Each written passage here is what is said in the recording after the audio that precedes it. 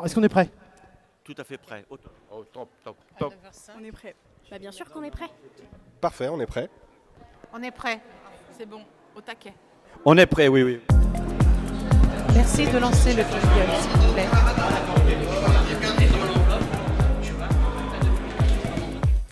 Bonjour, salut. Qu'est-ce qu'on fait? On est la CCFDT-SH. La quoi? La CCFDT-SH. Ah oui, pardon. On est au congrès de la Fédération Service au Havre. Ah, du coup, c'est ça. Et c'est notre premier congrès. Ah bah nous, c'est notre premier. Oui. Et du coup, qu'est-ce qu'on va faire? On ne sait pas. Bah viens, on va demander aux gens. Alors allons-y. Bon, alors, on voulait savoir, nous, c'est notre premier congrès. Est-ce que c'est ton premier congrès? Oui, c'est mon premier. Moi, c'est mon premier congrès. Premier congrès. Pour moi, oui, c'est mon premier. Pour qui c'est le premier congrès? Levez la main. Et vous attendez quoi, du coup, du congrès, vous? Alors, c'est un lieu de rencontre. Voilà. C'est aussi prendre les bonnes pratiques dans les autres entreprises. C'est aussi une ouverture vers les autres et ramener ça un petit peu aussi dans nos réunions après. Je vais observer, je vais écouter et je veux être informé et apprendre, tout simplement. Moi, j'attends un peu plus d'avancée sur le syndicalisme. Du coup, qu'est-ce que vous attendez du congrès? Plein de choses, plein de nouveautés, voilà, plein de belles choses. Moi, c'est la première fois aussi, puis apprendre plein de choses, voilà, surtout. C'est ma première aussi, et je veux découvrir, apprendre, voilà, tout simplement. Moi, je me suis dit pourquoi pas découvrir de nouvelles choses, et même ça va me faire apprendre des nouveaux trucs. Et franchement, ça m'intéresse, c'est pour ça que je suis venu. Et Kevin, je peux me permettre, vous avez quel âge? Moi, j'ai 22 ans. Ah ouais, donc 22 ans, déjà engagés, c'est top.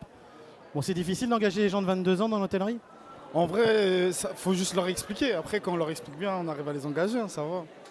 Donc, CFDT, évidemment, HTR, Hôtel Tourisme Restauration Île-de-France. Et moi, ce n'est pas mon premier congrès. En activité, c'est peut-être le dernier. En activité, je dis bien. Et ce qu'on attend de ce congrès, on est venu pour dire ce qu'on attend de notre Merci à la fédération. régie de lancer le jingle. Et du coup, est-ce que des fois ça râle ou ça crie ou... Non, ça râle pas, on dit ce qui nous convient pas et on dit ce qu'on aimerait.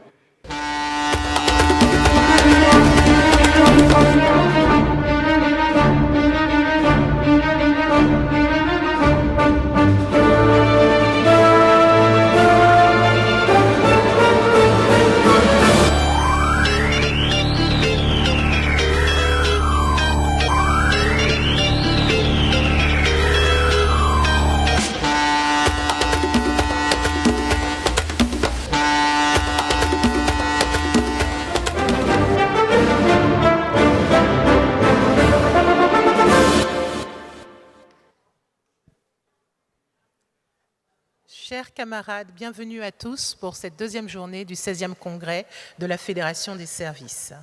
Tout d'abord, pour commencer, nous allons vous présenter le bureau de séance qui se tiendra sur la matinée. Et à ma gauche, le maître du temps, Louis-Marie Rochard.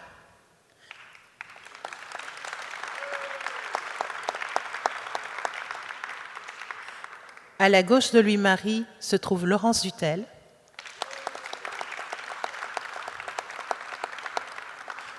Et à la gauche de Laurence se trouve Christophe Destin.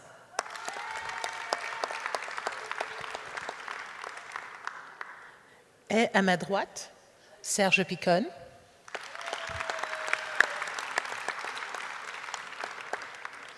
Et à la droite de Serge, enfin quelqu'un que nous avons connu, fut un temps, Olivier Guivarch.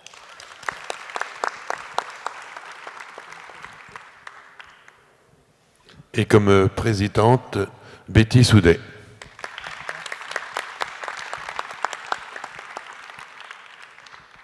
Les camarades, cette journée sera dense, car nous avons du retard à rattraper suite à la journée d'hier.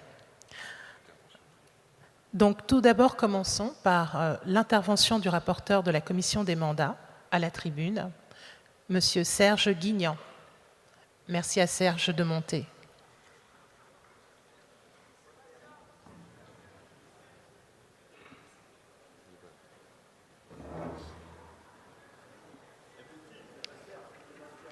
À Sébastien Guignan.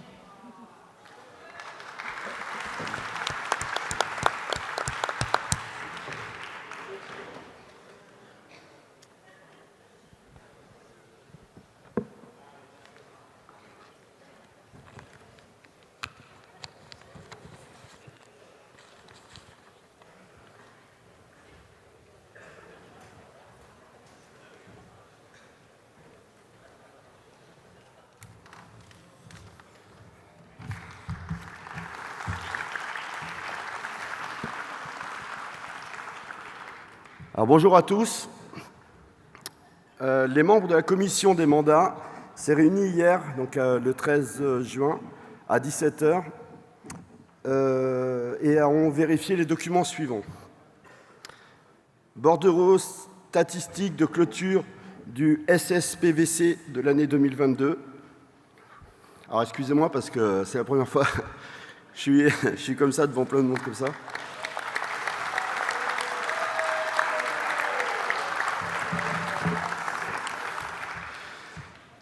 Le nombre de mandats attribués à chaque syndicat basé sur l'exercice 2022, conformément aux règles des statuts et règlements intérieurs de la Fédération.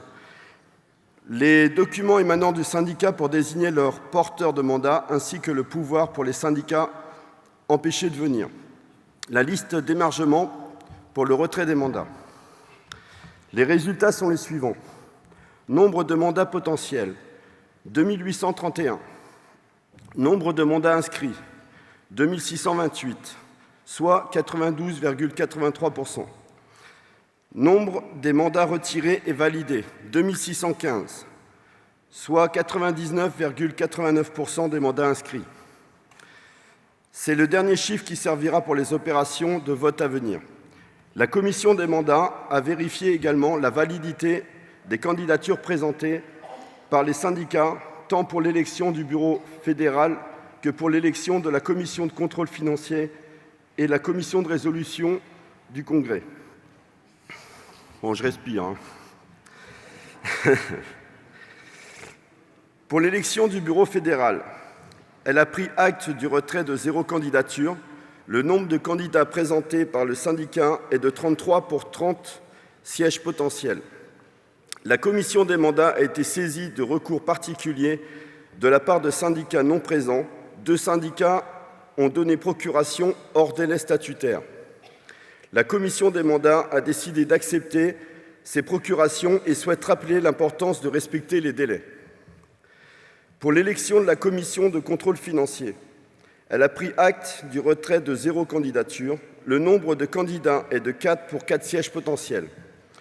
La commission des mandats a été saisie de recours particuliers de la part des syndicats non présents. 2 syndicats ont donné procuration hors délai statutaire. La commission des mandats a décidé d'accepter ces procurations. Pour l'élection de la commission de résolution du Congrès, elle a pris acte du retrait de 0 candidature. Le nombre de candidats est de 4 pour 5 sièges potentiels. La commission des mandats a été saisie de recours particuliers de la part des syndicats présents. 2 syndicats ont donné procuration hors délai statutaire. La commission des mandats a décidé d'accepter ces procurations. Les opérations de vote du Congrès peuvent maintenant se dérouler. Je vous remercie pour votre attention.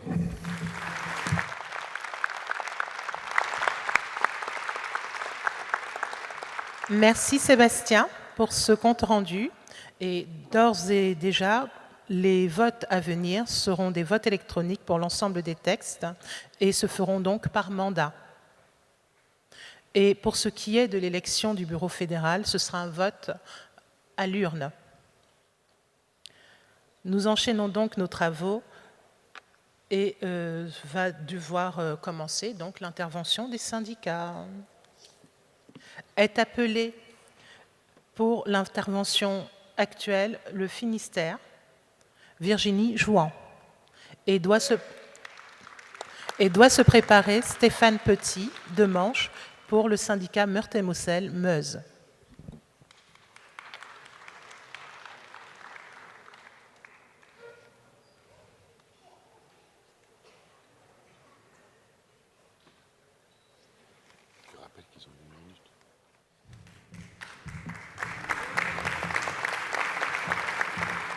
Bonjour à toutes et à tous. Un petit mot d'abord, Olivier, je te remercie chaleureusement pour l'hommage fait aux personnes, aux membres du bureau qui nous ont malheureusement quittés, et particulièrement par rapport à Jean-Claude Perramont, évidemment, qui nous manque énormément. Je remercie nos camarades du Havre pour leur accueil chaleureux. Je concentrerai mon intervention sur quelques points particuliers. Le travail dominical, l'organisation de collectifs pour les salariés des enseignes d'indépendants, les accords collectifs non respectés et les salariés invisibles. Sur le travail dominical, notre syndicat s'est montré particulièrement tenace face aux multiples dérogations préfectorales en 2021, faisant suite à la crise sanitaire. Il nous était impossible de ne pas réagir face à cette utilisation outrancière de la suppression du repos des salariés. Il y a eu plusieurs arrêtés faits de façon totalement anarchique. Nous avons attaqué les 3 arrêtés et avons obtenu gain de cause pour un des arrêtés, et l'excès de pouvoir du préfet a été reconnu. Nous attendons le résultat du jugement des autres arrêtés, mais cela devrait être du même tenant. Les accords d'entreprise cadrent le travail dominical avec de bonnes contreparties pour les salariés. Mais comme tout accord, ils peuvent être dénoncés, notamment par les magasins qui passeraient en location-gérance. C'est endormir les salariés sur cette thématique et mettre le problème sous le tapis. Notre syndicat souhaiterait une clarification de la position de la fédération, car certes, nous avons eu un accompagnement de très bonne qualité sur la législation liée à cette thématique, mais il nous semble que le combat contre la suppression du repos des salariés doit être remis au centre des débats. Leur vie familiale, déjà très impactée par leur précarité en termes de salaire, les priver de ce repos avec leur famille revient à les sanctionner doublement. Au sujet de nos sections syndicales dans les enseignes d'indépendants type Leclerc, notre syndicat s'est fortement mobilisé sur une action auprès des salariés de l'enseigne Leclerc, sous forme d'enquête, avec un très bon accueil des salariés de l'enseigne. Les médias ont été très intéressés par cette action. Nous devons continuer, mais à une échelle plus importante. Je souhaite citer un exemple, le Leclerc de Gouinou, à côté de Brest, 500 salariés. Cette entreprise commence à évoquer la semaine de 4 jours. Même si certains salariés sont intéressés, ce n'est pas le cas de tous. Et quelles conséquences sur la santé pour des salariés qui, pendant des années dans la grande distribution, travailleraient 9 heures par jour, 9 heures en caisse, 9 heures de mise en rayon, etc. Je vous laisse imaginer. Nous l'avons déjà évoqué avec la fédération et l'idée fait son chemin, mais nous réitérons notre souhait d'organiser un collectif pour cette enseigne. L'objectif est de partager les expériences de chaque section CFDT et d'anticiper les éventuelles évolutions au sein des magasins.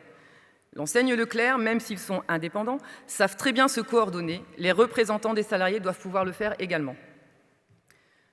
Sur les accords collectifs, notre syndicat doit se battre pour faire respecter des accords d'entreprise signés au niveau national. C'est le cas dernièrement pour IKEA, où l'accord datant de 1996 concernant la prise en charge des frais de transport en cas d'absence de transport en commun n'est pas appliqué depuis plusieurs années. Nous avons alerté depuis 2021 sur ce sujet et malgré les relances faites en CSE ou CSEC par nos élus brestois, rien n'a avancé. Nous avons été contraints de passer par la voie juridique. La direction a tenté de concilier avec nos 14 adhérents concernés, mais ils ont tous refusé, estimant qu'on se moquait d'eux et à juste titre. C'est inadmissible que la non-application d'un accord d'entreprise dans une enseigne comme IKEA, où nous sommes bien implantés, nous oblige à utiliser le levier juridique. Nous demandons à ce qu'il y ait une réactivité beaucoup plus forte lorsque de tels abus arrivent et que l'ensemble des salariés sur le territoire soient informés de leurs droits. Cela permet de démontrer notre capacité à réagir, à faire appliquer les accords et donc de renforcer la CFDT. Un autre accord sur la convention collective pour Havas Voyage, un autre problème s'est posé. Sur l'interprétation de la convention collective, en particulier sur l'article visant les dispositions relatives à l'indemnité de départ en retraite. Ce dernier précise qu'en tout état de cause, ces indemnités ne pourront être inférieures à celles prescrites en cas de rupture du contrat de travail par la législation en vigueur et ne pourront donc pas être inférieures à l'indemnité légale de licenciement. La société Havas Voyage considère que ces dispositions ne s'appliquent que dans l'hypothèse d'un départ à la retraite à la demande de l'employeur. Mais ce n'est pas ce que nous interprétons. Encore une fois, nous avons été contraints d'aller au contentieux. La CFDT n'est pas représentative chez Havas et souhaitons que, si l'issue est positive, une forte communication soit relayée auprès de la fédération et de l'ensemble des agences de cette société. Je terminerai mon intervention sur un sujet, et pas des moindres, les salariés dits les invisibles. J'entends notamment les salariés de la sous-traitance et des services à la personne. Nous avons particulièrement à cœur de défendre ces salariés non reconnus, précaires et pour la plupart du temps isolés, soit par leur travail en lui-même, soit par le fait qu'il n'y ait pas suffisamment de représentation syndicale. C'est ce que l'on constate au travers des résultats des élections professionnelles. Quorum jamais atteint et un nombre de voix extrêmement faible au regard des effectifs. Les salariés ne sont pas ou mal informés des élections et de leurs enjeux, les employeurs ne jouant pas le jeu du dialogue social dès la mise en place des élections. Pourtant, au quotidien, nous recevons beaucoup de ces salariés et les récits qui sont portés à notre connaissance sont intolérables. Nous les défendons, donc individuellement, mais nous devons revoir notre accompagnement. Lorsque des élus arrivent enfin à avoir la liste des lieux de travail de leurs collègues et se déplacent sur le site de l'entreprise utilisatrice, cette dernière régulièrement refuse. Et l'employeur n'a qu'à faire de cette situation. Alors comment agir lorsque le droit syndical dans ces branches est bafoué dans les plus grandes largeurs? Notre syndicat a organisé plusieurs actions pour rendre visibles ses salariés. Le 26 juin à venir, un débrayage est organisé pour dénoncer les conditions de travail des salariés d'une entreprise de service à la personne sur Brest, l'entreprise Partage Adom Brest Aber Service. Manipulation des heures, humiliation, mensonge, c'est le quotidien de ces salariés. Le syndicat les a rencontrés à plusieurs reprises, les week-ends, le soir, seul moment où elles sont disponibles, et elles ont compris l'intérêt d'être en collectif. Mais tout ce travail syndical nécessite une énergie et une très grande disponibilité, et ça ne peut se dupliquer sur l'ensemble de notre département par manque de moyens. Pour les salariés de la sous-traitance, là où il y a un grand besoin et un fort potentiel de développement, il nous semble indispensable de repenser notre approche vers ces travailleurs, notamment au niveau du droit syndical et de son application, et des moyens que nous pourrions avoir puisque des actions sur ces branches ne seraient pas prises en charge par les actions de proximité CNAS. Ainsi, nous sollicitons la fédération pour qu'un travail avec les autres fédérations soit engagé. Il est en effet indispensable que l'ensemble de la CFDT s'inquiète du sort de ses salariés et que toute section syndicale, que ce soit dans le privé ou le public, se sente impliquée aussi pour ces travailleurs. Les salariés de la sous-traitance doivent être en relation avec les sections des entreprises, mais aussi les administrations. Merci, je vous remercie Virginie, pour votre de écoute. conclure. Bon congrès à tous. Ouais, je vous en réponds. Merci.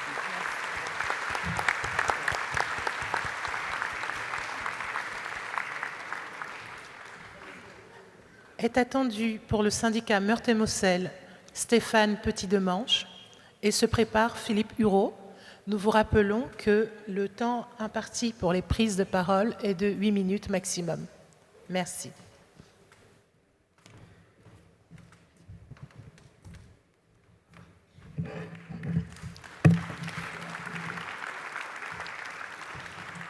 Alors, bonjour à toutes et à tous.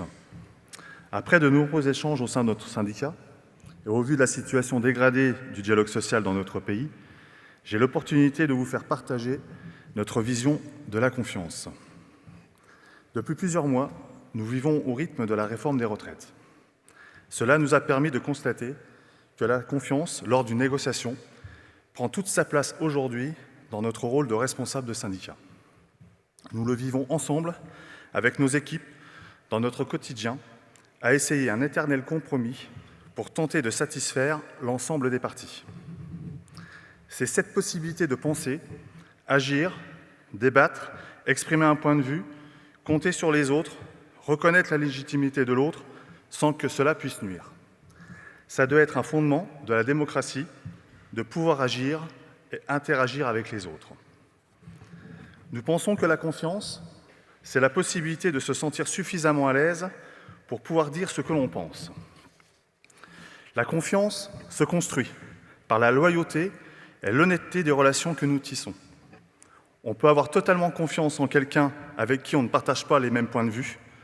Cette confiance se construit par des régulations individuelles et collectives, par des hommes et des femmes qui composent les différentes délégations. Elle ne se décrète pas, elle se gagne.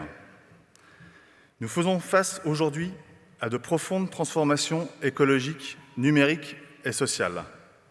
Dans ce cadre, la confiance est une question clé.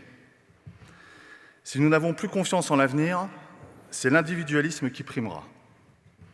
Malheureusement, si cette confiance n'est pas suffisante pour aboutir, mais s'il n'y a ni traîtrise ni duplicité, elle est alors préservée et peut resservir. Mais soyons clairs, il n'y a pas d'affect lorsqu'on négocie avec un employeur. L'ensemble des acteurs sont dans un rapport de force. Il s'agit pour nous de viser un accord équilibré.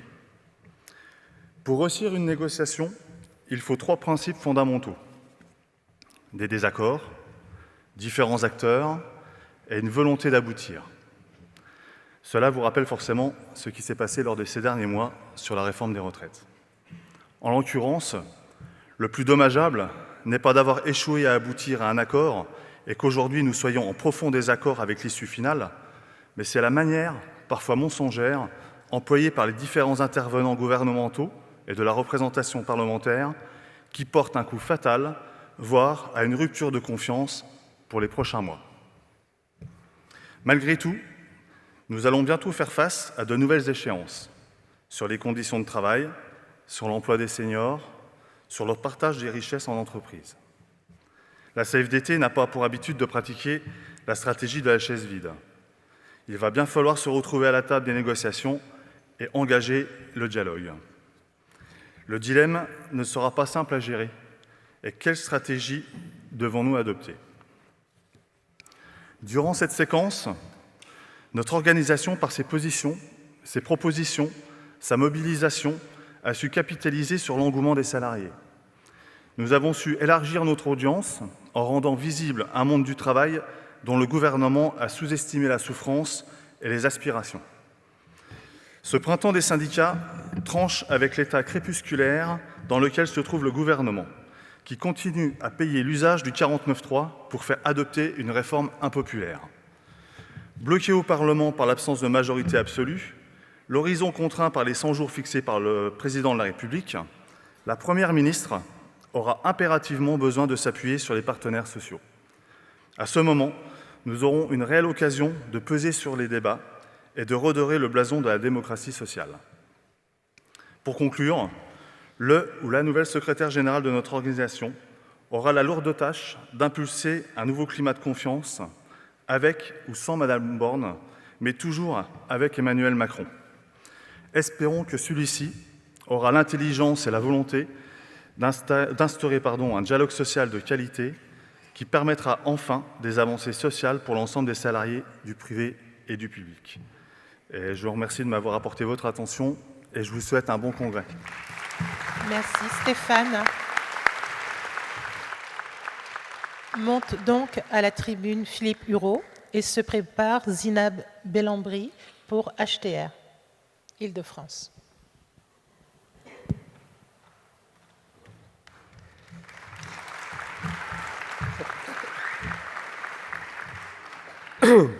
Bonjour à tous et à tous. Excusez-moi, je suis un peu malade, mais je vais faire au mieux. C'est un immense plaisir pour moi d'intervenir au nom du syndicat Service Artois-Douaisis, syndicat qui se trouve dans le bassin Lens, Arras, Béthune et Douai, et de participer au 16e congrès fédéral. Nous remercions tout d'abord l'ensemble des personnes ayant œuvré pour la préparation de ce congrès. Sa mandature fédérale 2019-2023 a été marquée par des événements nationaux et internationaux, imprévus avec un réel impact sur nos activités, vie quotidienne, vie sociale. Épidémie donc du Covid-19, la guerre en Ukraine avec ses impacts sur l'inflation, la réforme des retraites. La CFDT donc s'est mobilisée et nous avons surmonté ensemble ces épreuves et nous pouvons tous en être fiers. Nous avons eu la capacité de faire douter le gouvernement, même si finalement la peur se traduit par le 49.3. La CFDT s'est Excusez-moi. Notre syndicat est majoritaire, géré par des militants non détachés, accomplissant des tâches importantes, PAP, élections professionnelles, de SECNAS, suivi des sections, formation, trésorerie, gestion des appels téléphoniques, réponse à la carte, manifestations, etc. Certaines et certains militants non détachés sont tellement animés par la passion du syndicalisme et tellement investis dans notre structure qu'ils en sacrifient bien souvent leur vie familiale ainsi que leur présence et leur engagement initiaux dans leurs sections établissements et entreprises où ils ont été élus par les salariés. La réforme du CSE a eu pour conséquence de réduire nos moyens syndicaux. Nous faisons beaucoup, donc trop d'administratifs, et c'est tous sauf du syndicalisme. Aujourd'hui, nous tenons à alerter notre fédération des remontées négatives de nos sections et du syndicat Artois-Douaisis sur le manque d'accompagnement de certains secrétaires fédéraux qui ne remplissent pas complètement leur mission. Ces militants, du coup, se dirigent vers nous et cela engendre une forme de frustration. Nous demandons donc à la fédération de s'engager sur un réel accompagnement des mandatés fédéraux, la prise en charge de nos dossiers administratifs juridiques et créant, par exemple, un pôle juridique, une solution logistique adaptée aux impayés et réponse à la carte, la prise en charge totale du détachement de notre secrétaire et d'une partie des charges d'exploitation de notre local syndical, par exemple loyer préexcité. Autre sujet qui relève d'une grande importance pour notre syndicat en lien avec le rapport d'activité de la fédération, c'est bien évidemment Amazon. Sujet sensible, voire tabou pour notre organisation. Pour rappel, la société Amazon a changé de convention collective en 2019 pour aller vers la convention des transports. La fédération, à juste titre, a entamé une procédure juridique afin de contester la légitimité de ce changement de la convention collective. Malgré cette procédure, la Fédération générale des transports et de l'environnement, à travers certains de ses syndicats, notamment les transports du Grand Nord, ont commencé donc à revendiquer le fait qu'Amazon était en convention collective nationale de transport sans tenir compte de la procédure juridique en cours.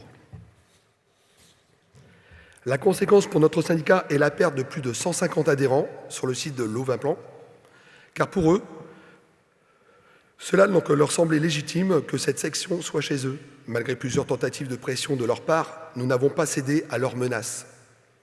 Le syndicat des transports s'est donc rapproché directement des militants afin donc de leur promettre monde et merveille, tout en nous dénigrant. Cette section de 150 adhérents a finalement été transférée à la Confédération pour une période transitoire. Aujourd'hui, et sans aucune discrétion, cette section est suivie par les transports, vont en formation avec le centre de formation de la Fédération des transports, et de nouvelles adhésions sont également enregistrées au transport. À notre sens, la Confédération, qui est garante du respect des prérogatives et des règles statutaires à l'échelle des fédérations, a manqué de fermeté dans les discussions qui se sont tenues après ces épisodes malheureux, et nous le regrettons fortement.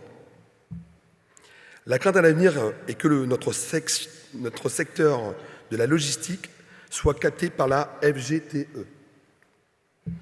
Malgré cette perte d'adhérents, aujourd'hui, grâce au travail de nos militants, nous avons rattrapé cette perte et même dépassé. Concernant la hausse de salaire dans nos secteurs, qui reste très faible, il faut davantage peser sur les branches professionnelles afin de faire prendre conscience de l'enjeu de la situation aux organisations patronales. Nous prenons l'exemple du commerce où des salariés sont sans cesse sollicités à travers des réorganisations opérationnelles, des demandes de polyvalence qui deviennent une variable d'ajustement. La transformation du modèle économique a débuté avec Carrefour et prochainement le développement de la franchise, cette fois-ci avec Auchan, qui va prochainement impacter 7 supermarchés sur le territoire. Quel impact pour les salariés, encore une fois? Comment contraindre les pouvoirs publics à garantir la rémunération, les avantages sociaux de ces travailleurs dont l'enseigne change de structure juridique? En revanche, les actionnaires, eux, continuent à se garantir des dividendes toujours plus importantes, des richesses toujours indécentes. La répartition de la valeur ajoutée est un vrai problème en France. Et tant que l'État ne mettra pas donc de contraintes par des dispositions législatives, rien ne changera ou évoluera dans l'esprit de nos dirigeants. Nous parlons ici de la grande distribution, mais il y a également des secteurs tels que la propreté, l'hôtellerie, la restauration, la prévention sécurité, l'aide à domicile. Des secteurs qui connaissent une crise de vocation où seulement les organisations patronales commencent à réagir depuis le Covid. Il faudra donc à l'avenir que les élus militants soient partie prenante de l'organisation des entreprises en proposant des dispositions attractives par des accords d'entreprise, notamment donc sur la rémunération du travail, la répartition de la valeur ajoutée et l'organisation du rythme de travail. Enfin, pour conclure, chers amis, une pensée à l'ensemble des populations, des travailleurs qui connaissent des conditions de vie effroyables. On pense à l'Ukraine, l'Afghanistan, le Soudan et encore bien d'autres pays où le droit des hommes sont bafoués et liberté donc inexistante. Ces pays où les règles concernant le droit du travail sont dérisoires, avec des salaires de misère, des conditions de travail critiques. Ayons aujourd'hui une pensée pour eux. Je vous remercie. Merci Philippe. N'oublie pas, s'il te plaît, de remettre un exemplaire de ton discours. Zineb, à toi, la parole est à toi, et se prépare Philippe Bellogue pour le SNPJ. Merci Betty, merci à tous. Merci infiniment. Merci à tous ceux qui sont passés et qui ont rendu hommage à l'hôtellerie, tourisme, restauration. Je suis Zineb, secrétaire générale adjointe de HTR Île-de-France. Je voulais juste rendre hommage à tous ces salariés qui sont des passionnés dans un secteur en restructuration. Je voulais juste les applaudir, si vous pouvez tous les applaudir avec moi. L'ambiance est meilleure, merci. Je suis aux anges d'être parmi vous aujourd'hui dans ce congrès qui réunit tous les syndicats des services. Je peux vous faire juste une petite confidence. Mon PFR, qui est Steve Bringard, m'a dit « Zineb, j'espère que ça va te plaire, car tu sais, le congrès des services, c'est en réalité le congrès de tous les syndicats des services. C'est votre congrès. » Moi, j'ai dit « Mais génial, mais du coup, ça va être un peu comme Woodstock, mais en mode monde du travail. » Bon, non, mais finalement, c'est hyper sérieux et je vous remercie de ça. C'est vraiment la CFDT. On travaille. Donc, plus sérieusement, prendre la parole aujourd'hui pour vous présenter très humblement la vision du syndicat hôtellerie, tourisme, restauration d'Île-de-France et revenir sur ces 4 années d'action en collaboration avec la Fédération des services. C'est un exercice sans suspense, car les choses ont été faites en collaboration et notre syndicat s'inscrit dans les résultats du rapport d'activité présenté. En d'autres termes, nous avons promu un dialogue social constructif en travaillant en étroite collaboration avec la Fédération, notamment pendant la période Covid, lorsque les salariés ont craint pour leur santé.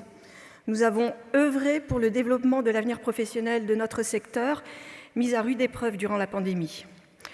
Nos sections ont été des remparts aux dérives des PSE, ou plans de départ volontaires, qui ont suivi, et ont négocié avec ténacité au nom des salariés du secteur, en invoquant pour les gros groupes le principe de faveur afin que la norme la plus favorable soit appliquée aux salariés au regard de la transformation de la négociation collective introduite par les ordonnances de 2017. Et pour les autres, nous avons responsabilisé les employeurs sur leurs obligations en matière de formation et de reclassement. Et oui, nous sommes d'accord avec toi, Olivier, concernant la pénurie de main-d'œuvre. Les employeurs en sont responsables. Donc, petit message aussi à messieurs les employeurs et actionnaires.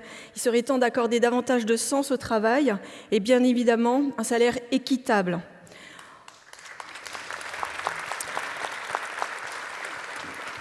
On tient à féliciter les négociateurs de branche qui ont obtenu des avancées salariales, notamment dans la branche HCR. Merci. Nous nous sommes engagés en faveur de la justice sociale, de la solidarité, de la protection des droits des travailleurs en nous mobilisant contre cette réforme des retraites, qui n'est en réalité qu'une réforme du travail, puisqu'il s'agit avant tout de gagner en productivité en maintenant des salariés dans le monde du travail, alors que seulement 56% des seniors de 56 à 64 ans travaillent. C'est une source de la DARES, source 2022. Comment nos adhérents qui sont soumis à de fortes contraintes pourraient travailler jusqu'à 3 trimestres en plus, notamment pour ceux nés en 65 et 66, sans oublier les femmes qui partent en moyenne déjà plus tard que les hommes. Je profite du coup du sujet des réformes des retraites qui nous a pas mal mobilisés pour remercier la Corsif pour son expertise, pour la mutualisation des services que cette structure nous apporte tout ça dans une version moderne. Pour exemple, juste pour vous expliquer, parce qu'effectivement, c'est un organisme qui existe juste en Île-de-France, pour planifier et coordonner nos manifestations au sein des entreprises, eh bien, la Corsif s'en charge. Une question sur une cotisation, la Corsif. Des mailings, des campagnes SMS, Corsif. Un séminaire cohésion d'équipe à organiser. Vous savez la réponse. Voilà, un colloque sur un sujet de droit. Un besoin de carte de visite. Voilà. Donc, on essaye évidemment de continuer dans ce progrès, c'est une structure qui continue à apporter des propositions, des outils numériques modernes. On est attaché à tout ça parce qu'on les a déjà expérimentés. Donc, le retour en arrière serait plus possible parce qu'on a justement beaucoup à faire.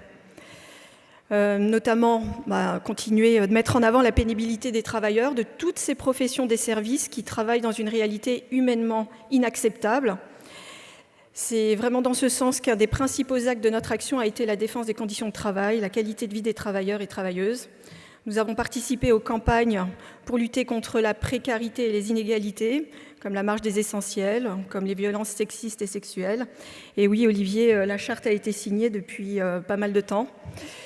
Nous avons mis l'accent sur la nécessité d'améliorer les salaires, les horaires de travail, les conditions de travail. Je pense à certaines mobilisations au sein même des entreprises relevant mutuellement de la Fédération des services et du périmètre HTR-IDF, comme pour le groupe Accor ou Accor Invest en pleine restructuration.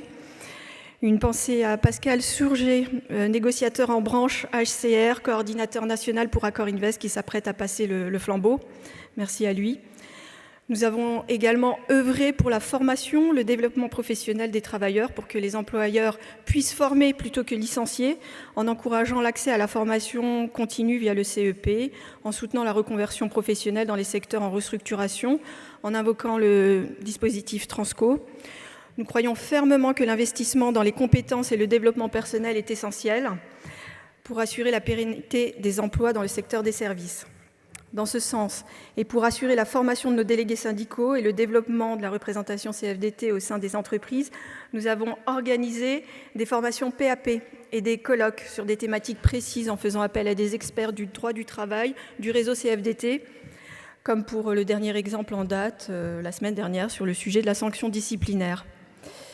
Merci d'ailleurs d'avoir accentué le développement des formations proposées sous un format cohésion d'équipe, en encourageant la coopération entre les différents secteurs des services, comme celle que nous avons entreprise en partenariat avec le SICO, Betty s'en souvient, ou à l'image des formations de Dax ou Biarritz, dont les retours ont été très positifs par nos sections.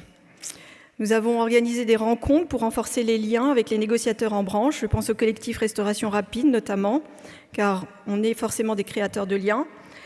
Notre progression dans le secteur de la restauration rapide a été particulièrement remarquable, avec une augmentation de plus de 20% depuis le dernier congrès HTR. Nous sommes fiers d'avoir participé activement aux actions saisonnières, aux initiatives destinées aux jeunes organisées par la Fédération des services. Sur ce point, nous attirons l'attention de la Fédération sur les dérives des employeurs de la restauration collective qui tendent à employer des contrats étudiants saisonniers plutôt que des professionnels de notre profession. Nous soutenons vivement les actions visant à engager les jeunes et favorisant une dynamique intergénérationnelle. Je pense aux différents escape games ou rencontres jeunes. Une trentaine de secondes. Et nous avons attendu que la Fédération des services, qu'elle défende une approche d'entreprise en encourageant la branche à promouvoir la négociation au sein des entreprises. Nous souhaitons éviter les accords de branche systématiques pour toutes les questions futures qui visent à négocier de nouvelles formes de travail telles que le télétravail, la semaine de 4 jours. Et d'ailleurs, nous souhaitons aussi partager une revendication pour une représentation équilibrée. Il se pourrait que l'avis défavorable du CSE lors d'une 8 minutes sont écoulées. Consultation puisse avoir un impact et engendre une perte des aides. Merci de conclure. Très bien. Alors, je vais conclure très brièvement sur... je tenais à remercier chaleureusement 3 personnes pour leur contribution et leur engagement. Donc, pour pimenter un peu notre assemblée, merci de faire une standing ovation à 3 rockstars des services, dont notre secrétaire général, Pascal Pédrac, qui s'apprête à prendre d'autres fonctions au sein de l'organisation. Également, le très discret Laurent Bigot, ancien d'HTR. Et enfin, Olivier Guivarch, qu'il n'est pas nécessaire de présenter. Donc, Laurent, Olivier, les 2 Pascal. Nous tous ici, nous continuerons à défendre les intérêts des travailleurs, promouvoir le dialogue social, œuvrer pour les conditions de travail justes, équitables et dignes. Tous ensemble, oui, tous ensemble, on l'a dit, nous pouvons construire un avenir meilleur pour tous les travailleurs. Merci Zineb. Merci. Monte donc à la tribune Philippe Palogue et se prépare Éléonore Toupé pour le syndicat Ariège, Gascogne, Midi-Toulousain. Bonjour à tous. Le syndicat national des procédures judiciaires, le SNPJ, effectivement, est triste aujourd'hui. Et je remercie Olivier hier pour l'hommage qu'il a fait à tous nos militants qui ont disparu. Et en ce qui nous concerne, évidemment, à Colette Perrin, dont la messe d'adieu se tient ce matin dans un petit village du Périgord, à la Dornac. Colette fut une militante redoutée des employeurs. Elle était au tout début du SNPJ. Et inutile de vous dire qu'il y a eu beaucoup d'émotions dans tout notre syndicat lors de sa disparition. Merci Colette. Mais pour lui rendre le meilleur hommage, à son école, nous devons dépasser les difficultés, les embûches, poursuivre, amplifier notre action syndicale au service de nos adhérents, mais aussi de tous les travailleurs. Alors je vous propose rapidement de faire un très court bilan de nos professions. Les notaires, pour ceux qui étaient à Angers, je leur avais dit tout va bien, le chiffre d'affaires explose, ils ont gagné beaucoup d'argent, les constructeurs automobiles ont fait fortune avec les notaires, ils leur ont commandé la dernière Tesla, enfin plein de très belles choses. Et puis en face, pour les salariés, ils ont été saupoudrés, quelques petits avantages et tout. Puis il y a eu une petite baisse des ventes, vous savez, les taux d'intérêt ont augmenté, donc les ventes immobilières baissent un peu, les notaires, oh là là, c'est compliqué, il faut qu'on licencie. Et puis bon, si on n'arrive pas à faire du licenciement, on va déguiser, ça s'appellera une rupture conventionnelle. Et puis si on ne peut pas non plus, on va essayer de les pousser à la faute, ce qui amène du burn-out, ce qui amène des arrêts longue maladie. Chez les notaires, vous savez, c'est intéressant, 49% des arrêts longue maladie sont liés aux risques psychosociaux. Et puis enfin, la réforme des retraites, elle avait un volet qui était épouvantable chez les notaires, qui était la caisse de retraite. Cette caisse de retraite, elle avait une particularité. Chez les notaires, les salaires n'étaient pas très importants, mais en revanche, le bonus, c'était quand on partait se reposer. Parce que par rapport au régime légal, les employés du notariat gagnaient 27% de plus à la retraite, c'est pas rien. Et ceux-ci sans demander 1 euro à l'État. Tout était totalement géré par la caisse employeur-salarié, c'est tout. Eh bien ça disparaît, évidemment, il y avait pas mal d'actifs. Et puis quelques-uns se sont dit, tiens, on va peut-être s'intéresser à cette caisse et on va la récupérer dans l'escarcelle. Donc les nouveaux employés du notariat, ils ont toujours des salaires bas, mais ils auront une retraite comme tout le monde. Les avocats, c'est notre métier. Alors là, c'est toujours pareil. Les heures supplémentaires, elles n'ont jamais été rémunérées ou très rarement. Il y a de plus en plus de pression, pas de contrepartie financière. Le burn-out, c'est quoi? Au fait, on ne connaît pas, c'est des gens malades. Très difficile les négociations en branche. Colette, justement, notre défunte Colette, était redoutée dans branche. Et puis Julie Dufourneau, qui est parmi nous et qui défend effectivement dans la branche aussi les avocats, elle y a fait ses premières armes chez les avocats. Oh là là, elle était heureuse à la sortie la première fois. Ce sont des employeurs hyper procéduriers, un contexte difficile, ils ne sont pas du tout loyaux, mais c'est normal. Parce que les avocats, il ne faut pas l'oublier, ils sont d'abord payés pour mentir. C'est ça un avocat. Les huissiers, alors eux, ils n'ont pas retrouvé toute l'activité, ils sont un peu à la peine. Il faut savoir qu'ils assurent les clercs notamment 30 à 40 significations par jour à pied, en voiture, en scoot, dans certaines études, en trottinette, et oui, avec 2 à 3 étages à monter, parce qu'évidemment, les gens où ils vont faire signifier des actes ou saisir, il n'y a pas toujours l'ascenseur chez eux. Et puis, je voudrais juste citer un point. Au début de la réforme des retraites, il y avait un clerc d'huissier, 62 ans, il a été poignardé juste après une signification. Qui en a parlé? Personne. Ils ont une fusion avec les commissaires-priseurs qui fait naître une nouvelle convention. Il va y avoir des pertes d'acquis, c'est compliqué. Elles n'étaient pas du tout équilibrées et c'est vraiment difficile pour les salariés. Dans les greffes des tribunaux, la pyramide des âges est souvent élevée. Les dirigeants d'entreprises qui vont dans les greffes sont souvent fragiles, financièrement et psychologiquement, qui nécessitent du temps pour les écouter, mais les employeurs disent à leurs salariés « Ouh là là, perdez pas trop de temps, écoutez les justiciables, c'est pas très rentable ». C'est la particularité des greffes. Je voudrais saluer le greffe de Paris, qui est le plus gros greffe de France, pour la CFDT, qui a fait carton plein au CSE, en cadre et en employé.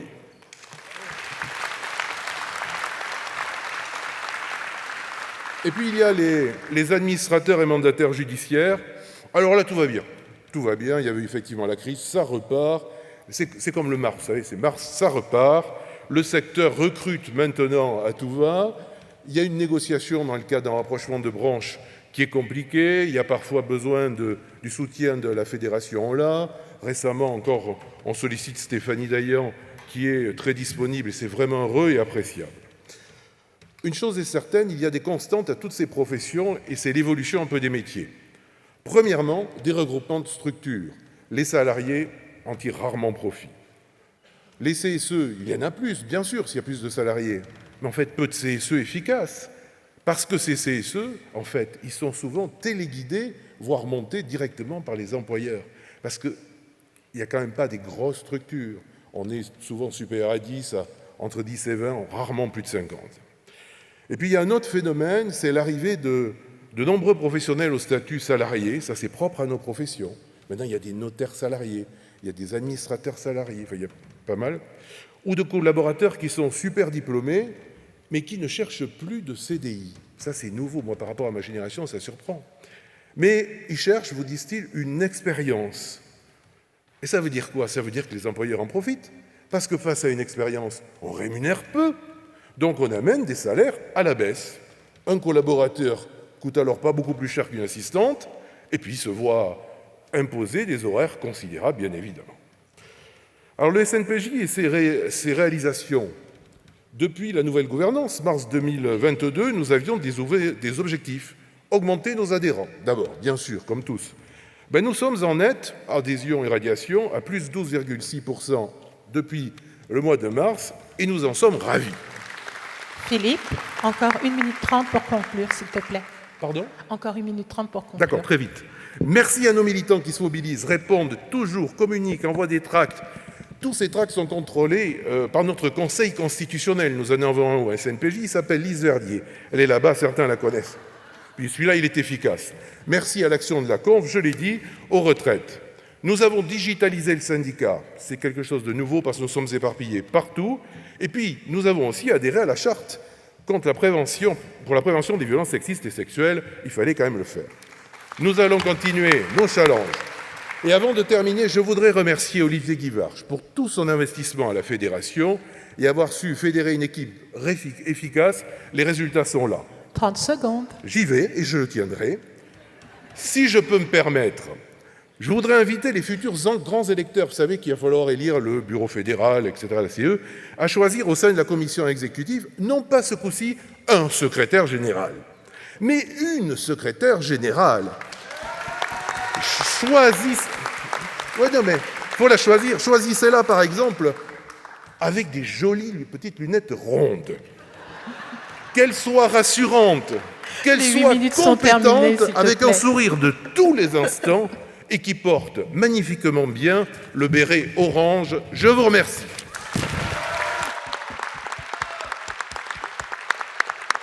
Merci Philippe. Et monte à la tribune Éléonore Toupé pour Ariège, Gascogne, Midi Toulousain. Et se prépare Isabelle Pelletier pour le syndicat de l'Isère, s'il vous plaît.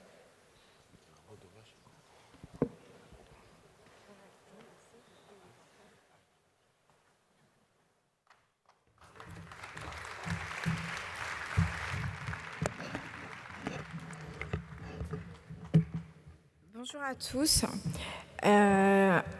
Pour la CFDT HMT, nous allons vous parler du début de la Covid et du passage au CSE, des travailleurs essentiels et la pénurie de personnel et du travail dominical.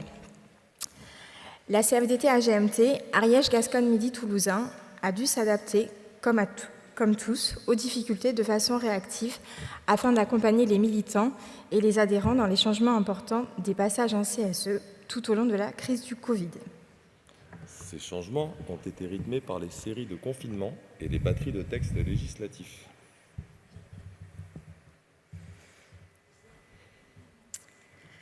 La Covid-19 a eu des impacts sur le dialogue social et les activités des CSE dans les entreprises.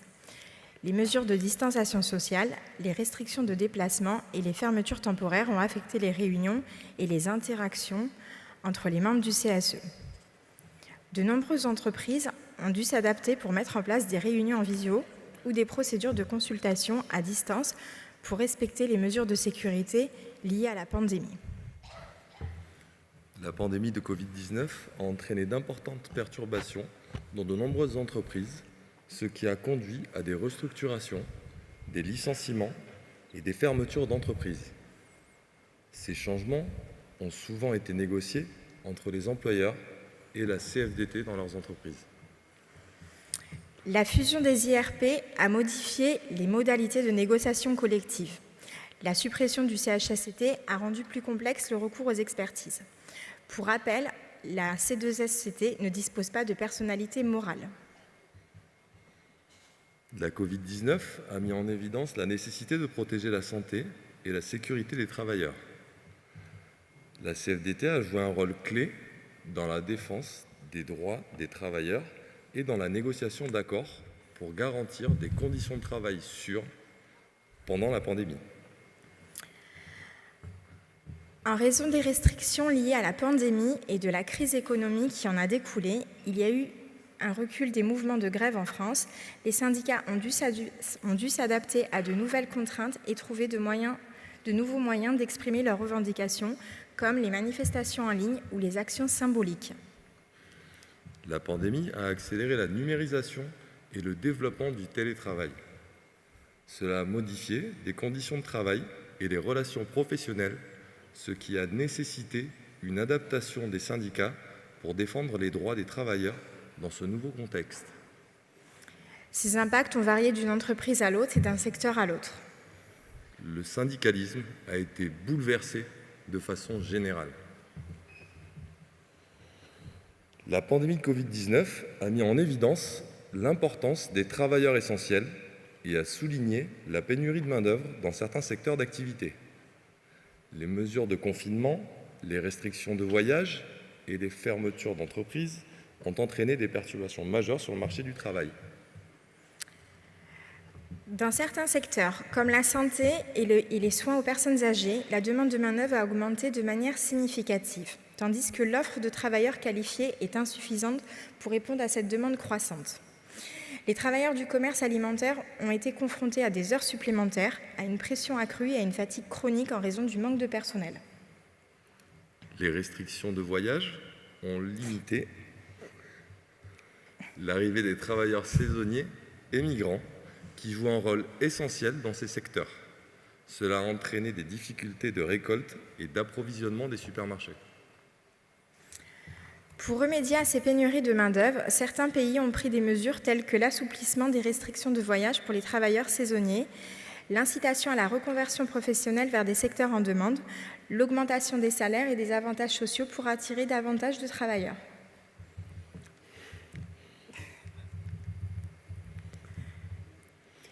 À un moment donné, il est important de reconnaître le rôle vital des travailleurs essentiels et la CFDT doit s'efforcer de garantir des conditions de travail sûres, des salaires équitables et un soutien adéquat pour ces travailleurs.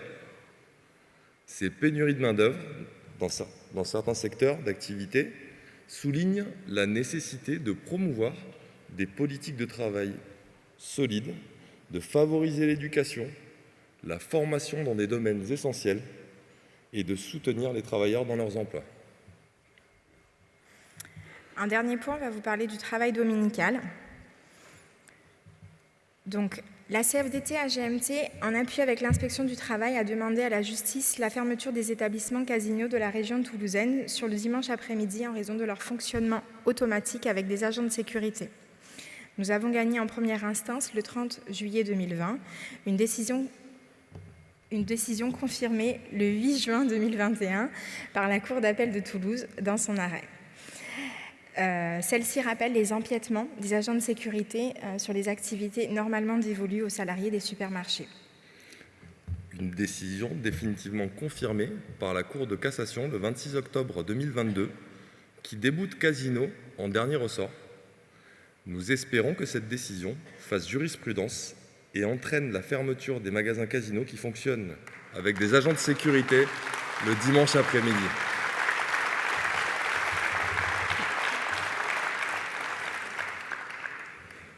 Merci pour votre écoute. Au plaisir de vous accueillir dans notre belle région.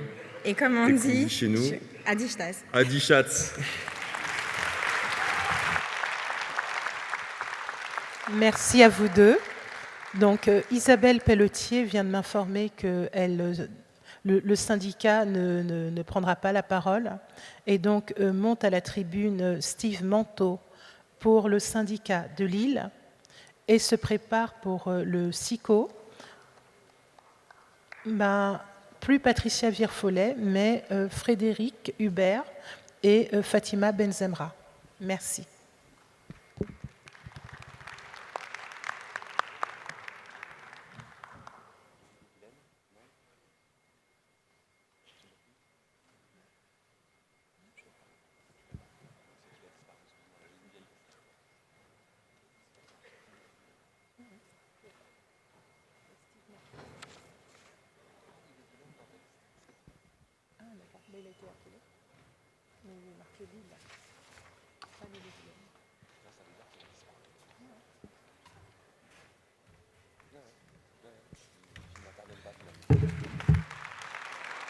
Bonjour tout le monde.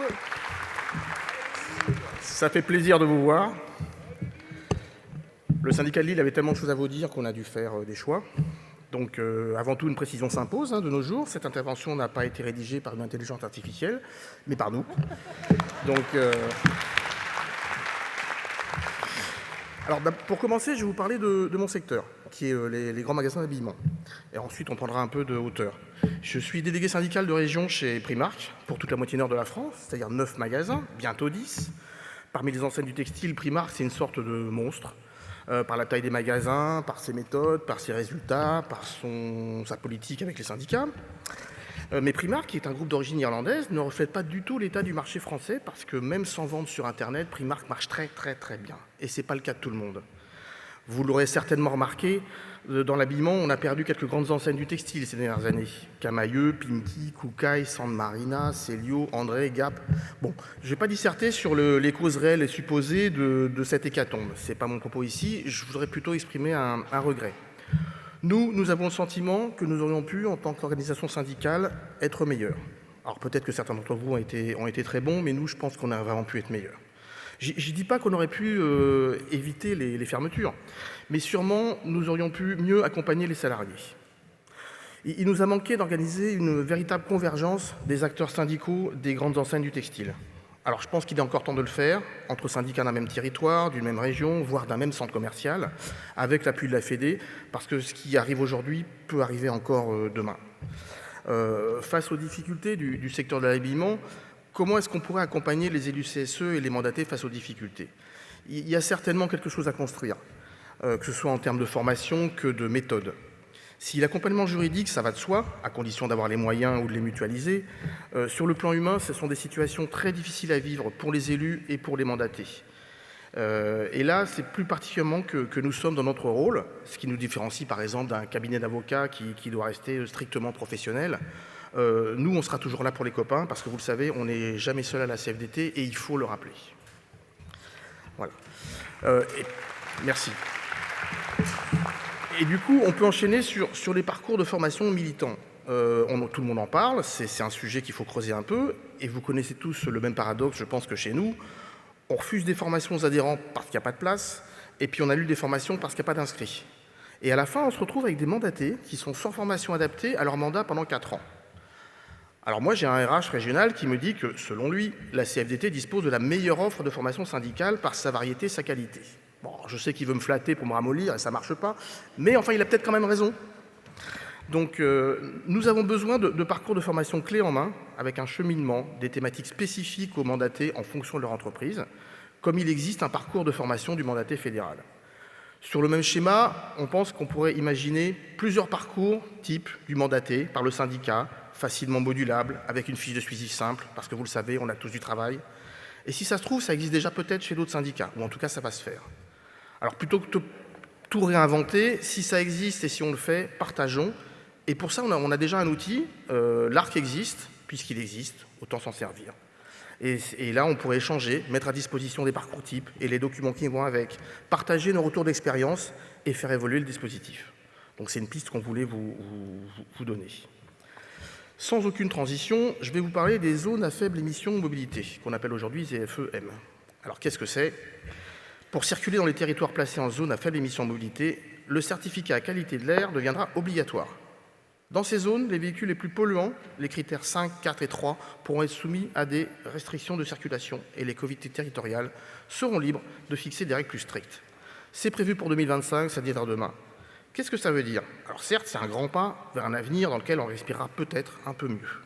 Les transitions écologiques majeures, ça s'inscrit dans le volet écologique de la CFDT. Mais ça doit profiter à tous, sans aggraver la situation des plus précaires. Qui roulent aujourd'hui en critères 5, 4 et 3 sont plutôt les petits salaires, les temps partiels, les intérimaires, ceux qui ont des emplois un jour oui, un jour non. Tout cela, on les retrouve plutôt chez nous, au service. Est-ce que tous ces gens, dans leur grande majorité, vont se retrouver cloîtrés chez eux et mis à l'écart des bassins d'emploi? Parce que pour tous ces gens-là, l'acquisition de véhicules non polluants, c'est aujourd'hui totalement inenvisageable, même avec les aides publiques renforcées. Nous ne devons pas accepter qu'une mesure qui tient autant de la santé publique que de la transition écologique prive de l'accès à l'emploi une multitude de salariés ou de demandeurs d'emploi. Cette bombe à retardement, c'est à nous au service, à tous les niveaux, localement, en territoire, en branche, à la Fédé, d'être en pointe pour chercher, trouver et construire des solutions en interpellant tous les partenaires concernés, les publics, les ONG, les associatifs, les entreprises, pour que cette bonne idée ne se transforme pas en désastre humain. C'est à nous de faire quelque chose que nous savons faire, initier une sortie par le haut d'une situation paradoxale. Et je vais conclure avec quelque chose de plus paradoxal encore. Aujourd'hui, vous l'avez peut-être remarqué, la DREETS nous envoie des salariés qui les sollicitent. Bon, c'est un phénomène qui se développe de plus en plus dans toutes les régions, de l'aveu même de hauts responsables régionaux de la DREETS. Est-ce qu'il faut s'en plaindre? Est-ce qu'il faut s'en réjouir? Bon, moi je ne vais pas jeter la pierre aux agents de la DREETS, ils font ce qu'ils peuvent avec les moyens que leur donne l'État. Et donc nous serions chargés, à l'insu de notre plein gré, d'une mission de service public qui consiste en, je le cite, le conseil, l'information des employeurs, des salariés et des représentants du personnel sur leurs droits et obligations. Mais c'est déjà ce qu'on fait. En fait, il s'agit d'une forme de reconnaissance discrète, mais concrète, de la qualité des services que nous rendons à nos adhérents. Évidemment, pour nous, c'est encore du travail. Évidemment, dans ces conditions, il faudra s'organiser avec le soutien logistique de la Fédération. Mais il y a deux constats à ça. Le premier, c'est un constat positif, c'est que l'État, au travers de la DREETS, prend donc en charge une partie de notre activité de développement. Il nous envoie directement les adhérents potentiels, ceux qui ne nous ont pas contactés d'eux-mêmes et qu'on n'a pas contactés nous-mêmes. Alors là, je dis merci. Un deuxième constat positif, et plus valorisant pour nous, et c'est sur cette note positive que je voudrais conclure mon intervention, il s'agit d'une reconnaissance que nous, les syndicats, et particulièrement la CFDT, nous sommes à la fois compétents et utiles, quoi qu'en pensent et en disent certains au plus sommet de l'État. Mais ça, on le savait déjà.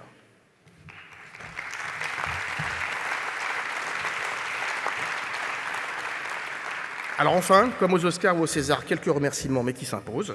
D'abord à la Fédération, pour nous avoir soutenus quand nous avons pris en charge le syndicat de Lille en 2022, et à notre permanent fédéral, Avicenne Mahadou, que je ne vois pas dans la salle, mais qui a toujours été à nos côtés en cette période de transition. Et pour finir, merci à tous les copains du syndicat qui nous donnent de leur temps quand ils le peuvent. Voilà. Merci de votre écoute. Bon congrès à tous. Merci à toi, Steve. Et monte à la tribune donc Fatima Benzemra et Frédéric Hubert pour le SICO. Et se prépare Hélène Vacari pour le syndicat Alpes du Sud.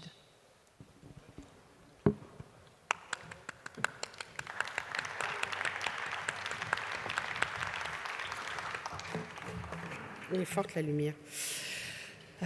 Bonjour. Bonjour, chers camarades militants. C'est avec beaucoup d'émotion que nous prenons la parole pour ce 16e congrès de la Fédération CFDT des services.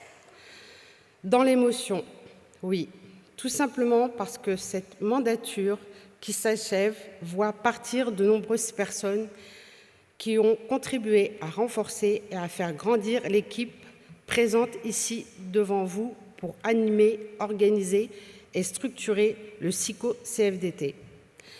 Syndicat âgé de 4 ans à peine. Ces personnes sont Véronique Château, Thierry Kiokia, Elisabeth Santos, Laurent Bigot, mais aussi notre adhérent et lui-même ancien secrétaire général d'un précédent syndicat du commerce francilien, Olivier Guivarch. Notre équipe tient à commencer cette prise de parole par de chaleureux remerciements pour vous, les copains, car tous ensemble, dans vos missions respectives au sein de la Fédération, vous avez su apporter à notre syndicat du soutien et de l'accompagnement tout en respectant nos besoins d'autonomie et d'émancipation.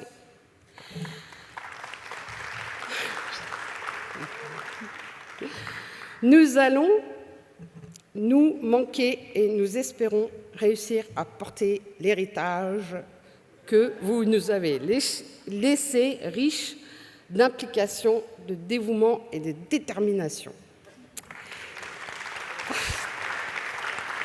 Un petit peu. Toute cette mandature, soyons francs, a été riche d'émotions. de peur et d'emmerdement de toutes sortes à gérer. Oui, disons-le simplement, d'emmerdement, car sans langage de bois, comment le qualifier autrement?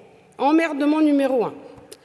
La gestion des entreprises auprès de nos équipes de la mise en place des ordonnances Macron, instaurant les CSE avec une réduction des moyens liés à l'exercice de ce mandat. Emmerdement numéro 2. Des élections professionnelles où quasiment tout était à construire. CSSCT, représentants de proximité, avec une remise en question des périmètres électoraux.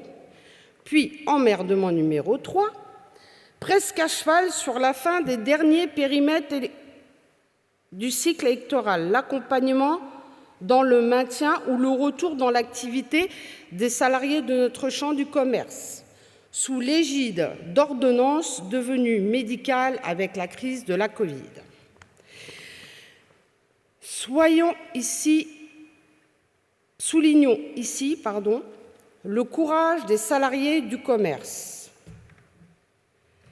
Car en effet, vous n'êtes pas des salariés de seconde ligne, mais vous êtes essentiels à notre société. Et cette crise l'a encore une fois démontré. Félicitations à vous qui avez dû la peur au ventre, allez travailler chaque jour pour nourrir une famille que vous redoutiez chaque jour de contaminer en rentrant à la maison. Ne laissons pas ceux qui étaient en sécurité dans le confort de leur résidence secondaire. Vous qualifiez de seconde ligne, car dans cette guerre contre la pandémie, vous avez été une ligne essentielle du maintien de l'ordre social, en dépit des clients incontrôlables qui vous agressaient pour du papier toilette ou quelques fringues. En effet, vous êtes essentiels.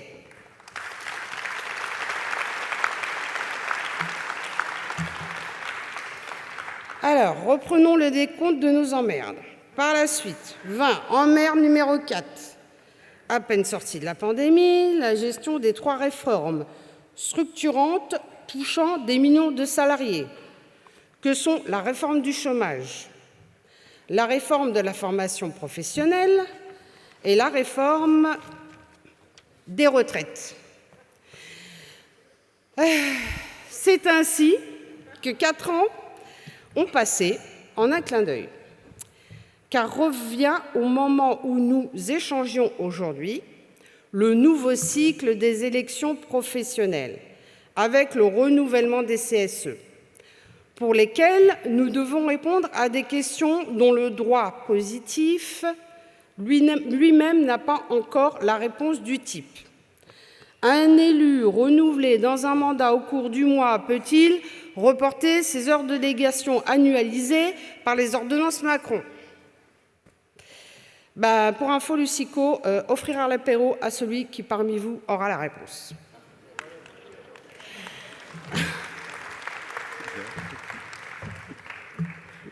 Alors, mes blagues à part, en dépit d'un risque de burn-out, militant et social, si notre syndicat et nos sections CFDT ont pu tenir bon sur ces 4 dernières années et surtout grandi de toutes ces épreuves, c'est parce qu'au travers de supports sans cesse renouvelés d'une veille juridique constante, d'un suivi de l'actualité sociale et politique hebdomadaire, de la mise en place de standards et d'appels aux militants pour garder le lien humain, l'investissement dans des outils de manif, chasubles, chapeaux, bannières, créant une immense vague orange dans les mobilisations des retraites, la Fédération des services est restée sur toute cette période constante, focus sur des missions de son rôle d'aide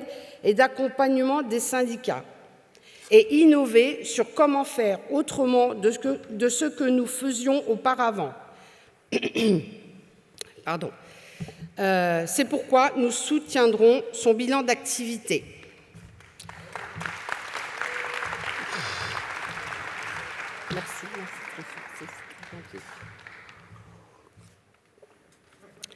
De son côté, l'équipe de notre syndicat n'a pas démérité. Aidée d'experts conseils dès avril 2020. Fatima, il ne reste plus qu'une minute, s'il te plaît. OK. Pendant le premier confinement, pour endiguer le climat anxiogène et le flou juridique d'un droit mouvant pour nos salariés du commerce en première ligne, nous avons organisé de manière hebdomadaire des rencontres virtuelles animées par des experts tels que Maître Marc Robert pour le juridique ou l'économiste Frédéric Gardin sur les questions de vivre ensemble. Plus que 20 minutes, merci de conclure. 20 secondes, merci de conclure. 20 minutes, 20 secondes, il nous reste. Je vais prendre le relais. Je vais essayer de faire vite. Bonjour à tous et à toutes. Si ces chiffres, il y a bien un rappel sur la progression des adhérents. Je ne vais pas vous faire le détail. Néanmoins, si ces chiffres importants sont le résultat d'une synergie entre le travail des militants CFDT des entreprises, de l'équipe du syndicat... Les 8 minutes sont écoulées, les amis. Alors on vous dit au revoir comme ça? Désolée. C'est trop triste. Ah, regarde, faites du bruit un petit peu. Merci. Ça sera 1 minute, promis. Allez. 1 minute. Je disais de la visibilité de la CFDT au national, suite aux mobilisations des retraites et du renouvellement du cycle des élections. Ce qui fait que le paquebot du SICO tient le cap, c'est aussi l'investissement de notre secrétaire général, Berthe Soudé, que nous appelons Betty, et de toute son équipe, sa précieuse équipe. Nous te remercions. Merci. Et te renouvelons notre confiance dans ta capacité à défendre les intérêts de notre champ professionnel au sein du bureau fédéral de l'élection duquel le SICO présente ta candidature. Merci. Merci à vous de soutenir sa candidature. Merci beaucoup. Personne suivante. Malheureusement, je dois vous demander de finir là. Eh bien, ce sera le mot de la fin alors. Bon, on n'était pas À du tout très vite. préparés. Hein. Merci. Merci à tous. Donc, monte à l'estrade, s'il vous plaît, pour le syndicat Alpes du Sud, Hélène Vacari, et se prépare pour le syndicat de Savoie, Jean-Louis Genaille.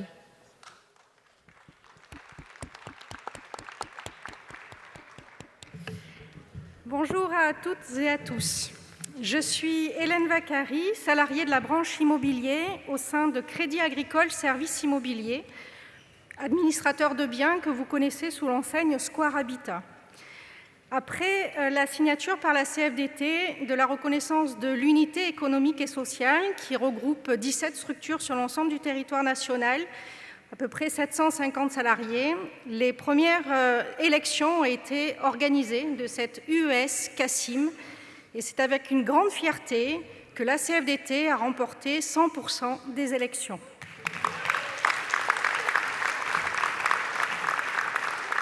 Alors aujourd'hui, j'interviens au nom du syndicat des services des Alpes du Sud. C'est les départements des Hautes-Alpes, 0,5, et Alpes de Haute-Provence, 0,4. D'abord, si on nous avait dit en 2019 que nous connaîtrions une pandémie mondiale, des confinements, des attestations de déplacement, des couvre-feux, nous ne l'aurions bien sûr pas cru. Mais c'est bel et bien arrivé. Une pandémie mondiale a bousculé le monde entier, le monde économique, et bien évidemment le monde social. À cette tribune, nous voudrions rendre hommage à l'ensemble des travailleurs et des travailleuses présents pour l'ensemble de nos concitoyens lors de cette période extraordinaire. Les agents de la propreté, du commerce, du service aux particuliers, de la logistique, beaucoup d'autres issus de nos secteurs. Nous ne pouvons malheureusement pas les citer tous, mais définitivement un grand merci à elles et à eux. Les merci ne suffisent pas. La reconnaissance doit être plus forte pour ces travailleurs et travailleuses essentiels. La Fédération a grandement agi pour les faire connaître du grand public. La marche des essentiels à Paris a été un formidable coup de projecteur pour tous ces salariés. Mais ce que nous voulons vraiment pour eux, ce sont des salaires décents,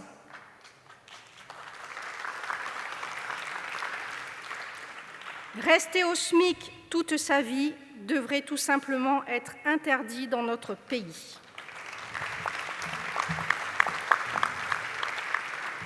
L'inflation rend la vie de plus en plus difficile pour des millions de travailleurs et de travailleuses. Imposons donc aux employeurs la conditionnalité de toutes les aides et subventions dont souvent ils se délectent. Alors bien sûr, un mot sur les mobilisations retraite. Et quelle mobilisation impressionnante sur 14 journées, avec de nombreux et nombreuses salariés de nos secteurs du jamais vu. Des assistantes maternelles, des salariés de diocèse, de la propreté, de l'immobilier et bien d'autres encore en grève aux couleurs de la CFDT, dans les grandes villes, mais aussi dans nos sous-préfectures. Quelle fierté pour le monde du travail, mais aussi quel mépris de nos gouvernants. Nous n'oublierons pas.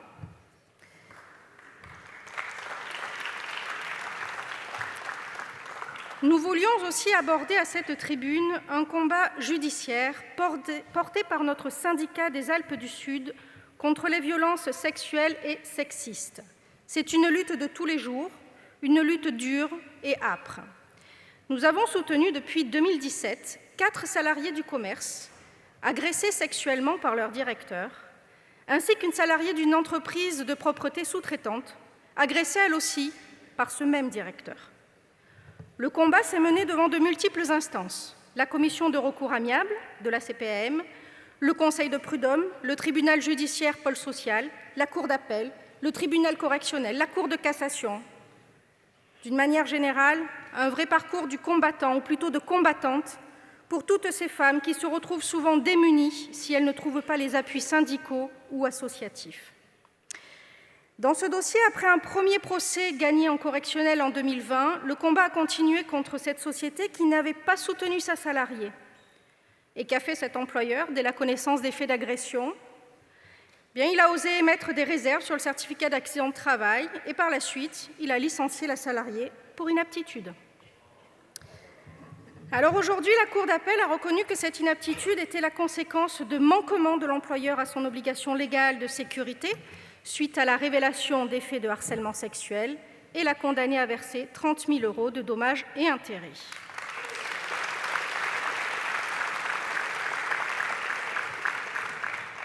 Mais que des preuves pour obtenir simplement justice et réparation. Le dernier point de cette intervention fait écho à la résolution adoptée par notre syndicat Alpes du Sud en 2021 concernant notre engagement écologique et notamment la suppression du plastique. Nous souhaiterions que dorénavant, l'ensemble de nos partenaires et organisations suppriment la distribution de plastique, notamment pour les goodies. Pour conclure, concernant le rapport d'activité de la Fédération, nous voterons majoritairement pour. Merci pour votre attention.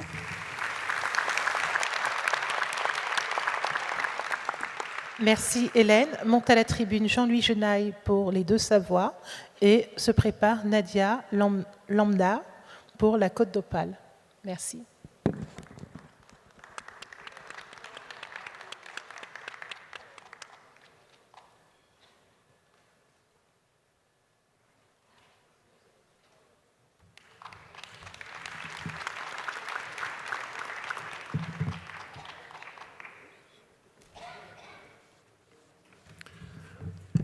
Bonjour à toutes et à tous.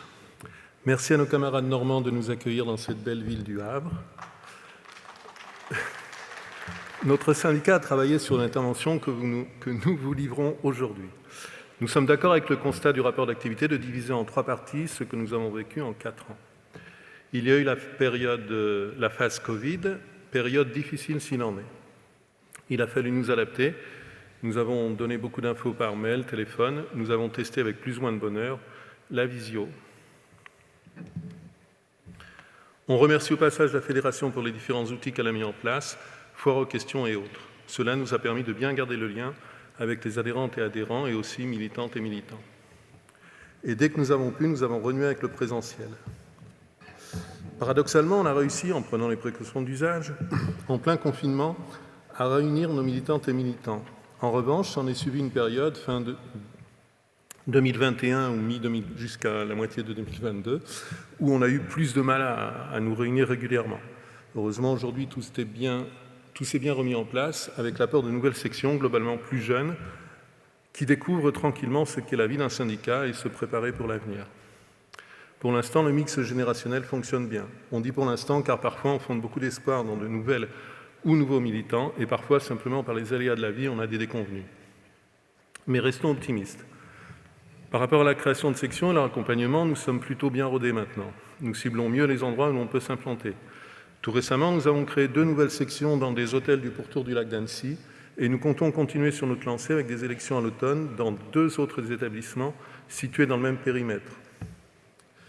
Une fois achevé, nous voulons créer un réseau local à la fois numérique avec WhatsApp, Facebook, mais aussi et surtout géographique. Les établissements ne sont pas éloignés les uns des autres et pas non plus éloignés du syndicat. Sur l'ensemble des 2 départements, nous commençons plus à travailler par territoire et nous ciblons les périmètres de chaque union locale et travaillons avec l'Interpro pour faire vivre la proximité. L'idée est, lorsque l'on n'a pas de potentiel militant service sur telle ou telle union locale, de former des militants Interpro pour aller négocier des protocoles préélectoraux de façon à nous implanter et, une fois plusieurs sections créées, avec le temps de formation adapté, dégager des militantes ou militants pour filer un coup de main à l'union locale. En fait, un échange de bons procédés. Nous avons commencé dans la vallée de l'Arbre avec un militant santé sociaux, que nous avons invité à nous accompagner sur une négo de protocole. L'expérience a été très concluante et le copain des santé sociaux était tout à la fois abasourdi par nos réalités, mais aussi très intéressé et volontaire pour continuer la démarche. L'idée est d'avoir des régionaux de l'étape, si l'on peut dire, toujours bien appréciés par les salariés eux-mêmes du coin. Globalement, la gestion des PAP et création et accompagnement des sections se passe bien. La piste est maintenant bien balisée, rencontre avec les salariés, donc à l'occasion de la négo du protocole, avant le premier tour lorsque l'on a les candidats, on leur explique comment va se passer l'élection, avant la première réunion sur du temps de délégation pour qu'ils ne soient pas perdus et puissent bien se situer. Enfin, dans les premiers temps, accompagnement chaque mois ou 2 mois au syndicat sur du temps de délégation pour préparer les réunions du CSE. Par contre, pour nos militantes et militants, la problématique sans étiquette, pure ou sous couvert d'organisation syndicale complaisante, devient récurrente. On rappelle bien systématiquement dans nos modèles de protocole que les candidats doivent être syndiqués, mais on n'est vraiment pas sûr que ce soit toujours le cas. Autre remontée récurrente de la part de nos militantes et militants sont à la fois la non-présence des suppléants aux réunions plénières, et ils se sentent clairement dévalorisés, et aussi la limitation des mandats. Nous avons la chance d'avoir quelques élus dans la vingtaine d'années et nous pensons qu'il va être difficile pour elles et eux, dans la trentaine, d'avoir des perspectives syndicales. Tu l'as rappelé, Olivier, ces questions sont très importantes pour nous au service et il y a par ailleurs quelques pistes dans la résolution. Enfin, pour conclure ce chapitre sur les élections CSE, 2 problématiques se sont posées à nous. Des DSC ou DS nationaux, au moment de valider les listes que leur présentent les candidats des établissements, ne leur précisent pas qu'il faut avant tout se syndiquer pour que le syndicat local puisse présenter des listes officiellement. Ça a posé quand même pas mal de soucis. Le second problème que nous avons rencontré concerne le non-respect de la proportion femmes-hommes sur les listes. Des coordinations disent que le syndicat local est souverain, ce qui est juste, dans ses décisions, mais qu'au sein de l'enseigne, pour l'instant, personne n'a attaqué juridiquement. En fait, on nous explique qu'il y aurait une forme d'accord tacite entre toutes les OS de la boîte. Sur tel magasin, une OS présente des listes non conformes. La CFDT n'attaque pas, car sur un autre magasin se présente la même situation, mais inversée. Sur ce point, nous aimerions connaître la position de la fédération.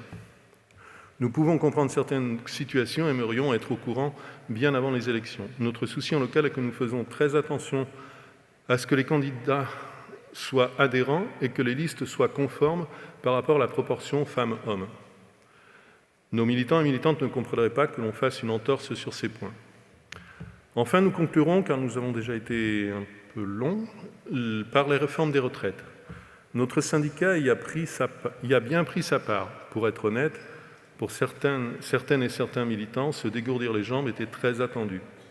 En fait, elles et ils nous expliquent que dans leur boîte, même s'ils échangent et expliquent bien aux salariés notre position par rapport à certaines actions et le fait que nous ne sortions pas, il devenait de plus en plus difficile de tenir cette position. sans dire que d'un seul coup on devient un syndicat contestataire. On peut de temps en temps, lorsque tous les leviers de la négociation ont été épuisés, recourir à la mobilisation. On le fait déjà dans nos boîtes, lorsque c'est nécessaire. C'est ce qui s'est passé pour les retraites et c'est bien. Surtout que visiblement, nous avons réussi à cadrer les manifestations avec pour conséquence que tout se passe très majoritairement bien. Si l'on compte toutes les manifestations sur l'ensemble des 2 départements, on a eu en moyenne 25 à 30 participants issus des services. Pour le taux de grévistes services, on a oscillé jusqu'à 10-12% grand maximum. Ce qui n'est pas très élevé, mais a le mérite d'avoir quand même rassemblé ceux qui se sont engagés. Juste avant de finir, dans un établissement hôtelier, l'équipe de négo emmenée par la déléguée syndicale a obtenu 10% de majoration sur le travail le dimanche. C'est un début. Voilà, j'avais peur de ne pas arriver à finir, mais je pense que j'ai encore un peu de temps. Donc, avant de conclure, on souhaite bon vent et réussite. Combien? Plus qu'une minute. Ça va le faire tranquille. Donc, on va souhaiter un bon vent et réussite à Olivier, Véronique et Laurent. Et puis, oui, on avait mis pour finir sur une note optimiste, on va y arriver. Très bon congrès à tous. Merci Jean-Luc.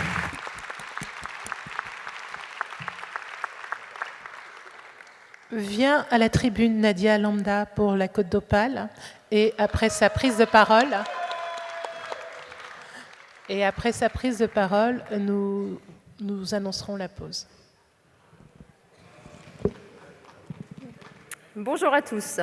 Je me présente, Nadia Lambda, secrétaire générale adjointe au syndicat des services de la Côte d'Opale, déléguée syndicale et élue CSE à Auchan-Dunkerque. Chers congressistes, nous sommes réunis cette semaine dans cette belle ville du Havre pour participer collectivement à un moment démocratique de notre fédération. L'activité syndicale de la fédération a été impactée par de nombreux événements. Le Covid-19, la guerre en Ukraine et la réforme des retraites. L'épidémie du Covid a eu un impact considérable sur nos habitudes, celles de tous les jours, dans nos vies et en dehors. La fédération a été très réactive sur le sujet, notamment par des documents construits par le service juridique. Ces documents ont été d'une grande source pour nous et nos militants. Vous avez vu? Pour nous, travailleurs et citoyens, il aura fallu sans cesse s'adapter aux différentes mesures sanitaires, notamment sur le port du masque, les déplacements dans l'espace public, l'organisation dans l'entreprise. Certaines activités de nos champs ont pu reprendre, mais avec des contraintes difficiles comme la restauration. Cette période Covid nous a laissé des traces et nous espérons ne plus vivre une telle situation. Récemment, l'épisode des retraites, où encore une fois le gouvernement a souhaité passer en force avec le 49.3, malgré les appels à se remettre autour de la table des organisations syndicales. Nous avons néanmoins, à travers toutes ces mobilisations, démontré notre capacité à être force de proposition, être responsable dans l'organisation et l'encadrement de l'ensemble des journées de manifestation, et proposer des alternatives parallèles dans le financement du système des retraites. En parallèle, le gouvernement a, lui, montré ses difficultés, ses lacunes à mettre en œuvre une réforme d'importance comme celle-ci, en ne prenant pas en compte les aspirations d'une large partie de la société et des organisations syndicales, rendant au passage une réforme devenue beaucoup trop technique, incomprise et même inexplicable par certains membres du gouvernement et de la majorité. Notre syndicat se trouve sur les champs géographiques allant de Dunkerque jusqu'au Touquet. Si je vous parle de cela, c'est pour vous parler de la situation de milliers de migrants qui dorment dehors, dans des tentes, des espaces sauvages, dans l'attente parfois de rejoindre l'Angleterre. Ils attendent le bon moment pour le passage de la Manche. En 2021, 58 000 tentatives de la traversée ont eu lieu contre 10 000 en 2020. Sur les 58 000, 28 000 ont réussi à rallier l'Angleterre. Mais il y a des traversées qui sont dramatiques, comme en 2021, où 27 personnes sont mortes noyées, car trop nombreuses, sur des embarquements de fortune. Si je vous parle de cela, c'est bien évidemment que l'esprit de solidarité et d'humanisme qui nous guide dans notre action syndicale doit prendre conscience de ces situations. Ces mêmes situations que nous retrouvons également en région parisienne et en lien avec le projet de loi Asile et Immigration. Le jeu du gouvernement est de taper le plus fort possible de manière à continuer à engranger de la sympathie pour les électeurs des Républicains, mais surtout montrer qu'ils peuvent faire des réformes qui plaisent au Rassemblement national. Il y a la fédération des secteurs dits en tension en termes de recrutement. La propreté, la restauration, l'hôtellerie, l'aide à la personne, la prévention sécurité et le commerce. Ce projet de loi parle de mettre en place à titre expérimental jusqu'au 31 décembre 2026 une carte de séjour temporaire avec une mention indiquant « Travail dans les métiers en tension ». Cette carte serait accessible aux personnes justifiant d'un certain nombre d'années en France et d'autres critères. À titre personnel, je travaille à Auchan-Grande-Sainte. Je côtoie ces personnes. Elles sont afghanes, kurdes, pakistanaises, indiennes, syriennes, soudanaises. Ce sont de très bons clients venant régulièrement et participant même à une part significative du chiffre d'affaires du magasin. C'est la même chose sur Calais. Ces personnes ne causent aucun trouble à l'ordre public et sont respectueuses des règles de vie et de citoyenneté sur les lieux où elles vivent et qu'elles fréquentent. Si certaines de ces personnes souhaitent s'intégrer davantage et travailler en France, pourquoi ne pas les intégrer sur le marché de l'emploi avec moins de contraintes et plus d'accompagnement? Il y a des secteurs en tension que j'ai cités précédemment, il y a de l'offre, mais pas de demande. Il serait trop facile de croire qu'une simple autorisation de travail de quelques mois pourrait résoudre l'ensemble des problématiques des métiers en tension. Et après, on fait quoi? On pourrait syndicalement œuvrer et faire des propositions équilibrées de manière à ce que ces personnes puissent vivre de manière plus digne en France, qui est le pays des droits de l'homme, le 7e pays le plus riche du monde en valeur de produit intérieur brut. Vaste sujet sur lequel on pourrait se pencher. Prenons l'exemple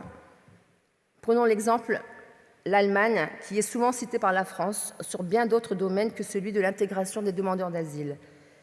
Depuis 2015, 1,6 million de demandeurs d'asile sont arrivés en Allemagne. Des intégrations, entre guillemets, ont été mises en place et aujourd'hui, environ 800 000 de ces demandeurs d'asile travaillent de manière légale. De grandes entreprises ont recruté, accompagné, formé, logé. Des cours de langue financés par les entreprises allemandes.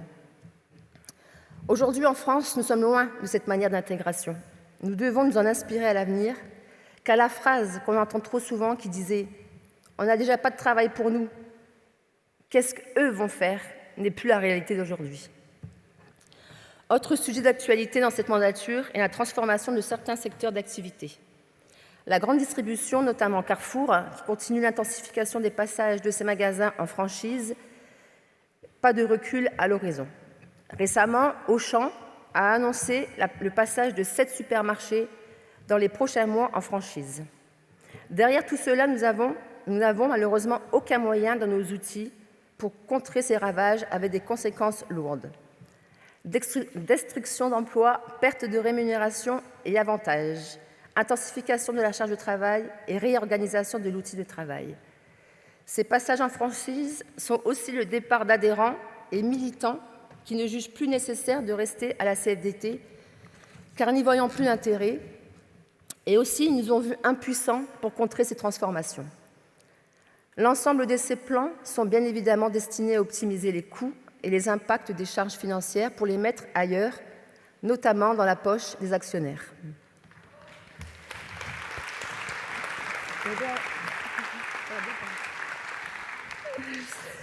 Des PDG payés à coups de millions d'euros par an en décalage complet avec les salaires des travailleurs de leur entreprise. Ma chère Nadia, pour conclure, s'il te plaît. Oui. Merci. Des bénéfices toujours réinvestis dans les entreprises et distribués aux actionnaires et seuls les miettes vont aux travailleurs. Autre secteur touché est celui de l'habillement, qui connaît la crise profonde due à plusieurs facteurs, la désertification des centres-villes et des centres commerciaux. En effet, selon la Fédération de l'e-commerce et de la vente à distance, 51% des produits et services achetés sur Internet en 2002 sont issus de l'habillement. Plusieurs plans sociaux ont lieu ces dernières années. liquidation judiciaire en septembre 2022, entraînant la fermeture de 650 magasins et la suppression de 2600 postes.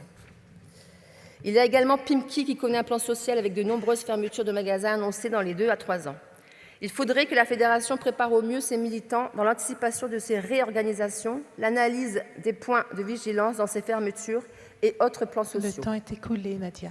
Il faut armer au mieux ces militants qui, l'instant venu, peuvent se retrouver démunis avec la charge émotionnelle qui les accompagne. Merci. Merci à toi. Bon congrès.